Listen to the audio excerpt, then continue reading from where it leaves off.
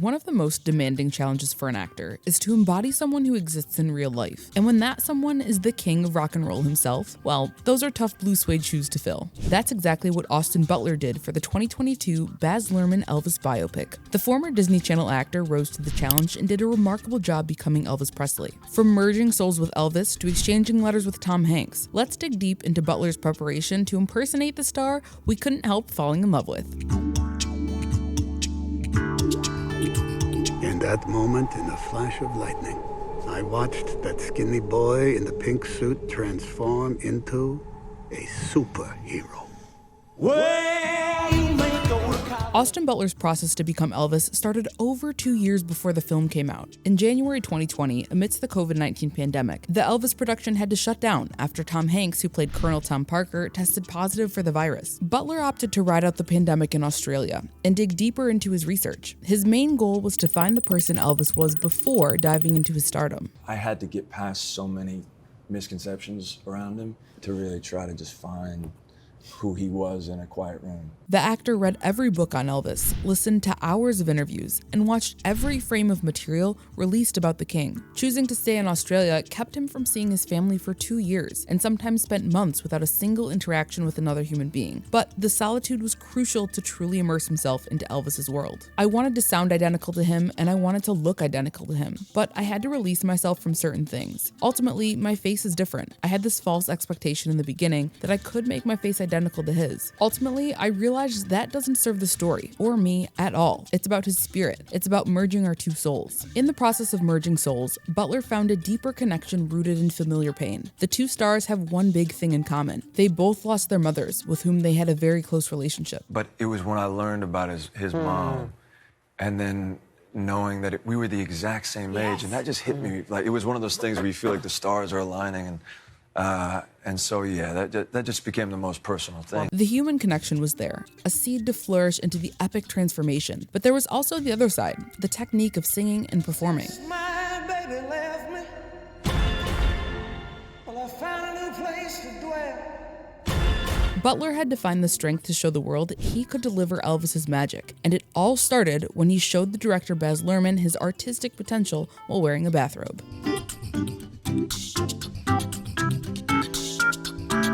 When Austin Butler's agents told him to record an audition tape singing to Elvis, the actor found himself worrying too much about external elements while performing, until one night when he woke up to a dream about his mom's passing and saw a door to genuine emotion in that place of love and grief.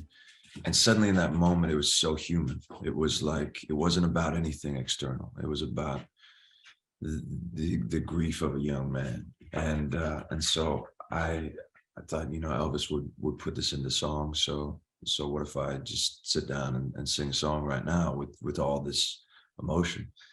And I had just woken up, so that's hence the bathrobe. Butler's emotional version of Unchained Melody in a bathrobe got Baz Luhrmann's attention, but it was a call from Denzel Washington advocating for the young star that pushed the director to give him a chance. And well, he didn't disappoint. To portray Elvis throughout his entire life and career, Austin had to work with a team of professionals who helped him to match the king's mannerisms, starting with the voice. You listen to Elvis speak, and there's these amazing archives out there of every interview he ever gave. And that's the first thing that hit me was, it's not just one voice of Elvis. His voice changed so much over the years. Butler worked with Dr. Irene Bartlett, pedagogue and vocal coach, to master Elvis's voice. Her approach was first to get his voice ready to sing, and then to add Elvis's effects. Because in the film Butler sings all the live performances himself, the actor also had to overcome his shyness to sing in front of people. The training was so intense and the process was so long that the fans noticed Butler still sounded a lot like Elvis even after the film was over. When you do one thing for 2 years, Yeah. you create habits. So I know that I've got habits that are in there, but it's not intentional.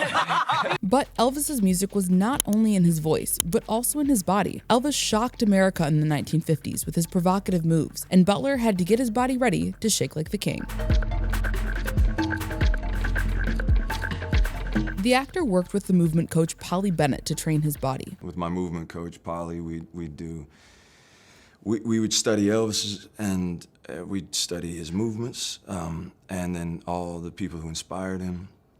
But then also general things like swing dancing and tap dancing and things just for dexterity of movement. And it wasn't just about learning how to dance. Butler also took karate lessons and general strength training to prepare his body to withstand the challenges ahead. The physical effort took its toll on the actor, who had to treat injuries throughout the film's pre-production. A crucial moment in Austin's preparation to feel the music in his body happened in a small wooden church in Nashville. The actor had the opportunity to witness over 30 gospel singers in a moment of profound artistic expression. That experience connected the actor to music on a whole different level.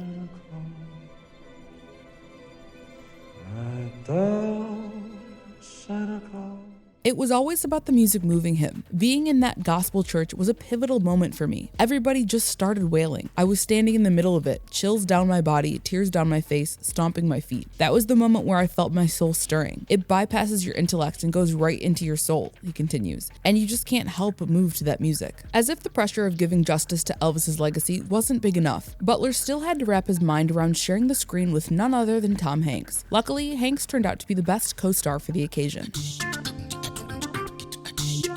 The biopic is told from Elvis's manager's perspective, Colonel Parker, played by Tom Hanks. I am the man who gave the world Elvis Presley. But the COVID-19 restrictions kept Austin and Tom from rehearsing together in person. However, Hanks did not let the physical distance keep the two actors from developing a relationship that would build their chemistry on screen. Hanks surprised Butler with an exceptional gift, a typewriter, and with it, an opportunity to connect their characters through words. But with it came this letter from Colonel Tom Parker that this man had written.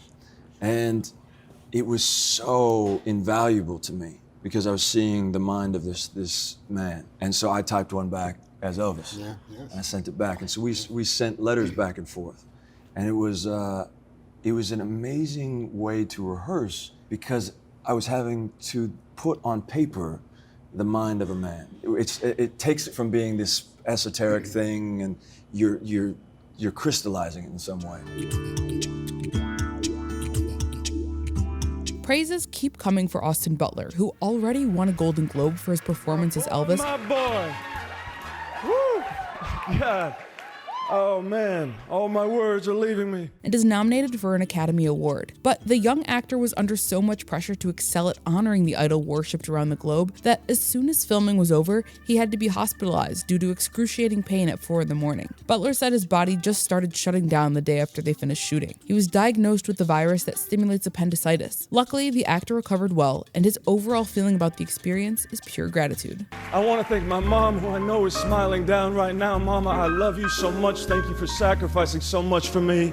And lastly, Elvis Presley himself. You were an icon and a rebel, and I love you so much. What's your opinion about Butler's performance as Elvis? Do you think he did justice to the king of rock and roll? Comment your opinion down below. Time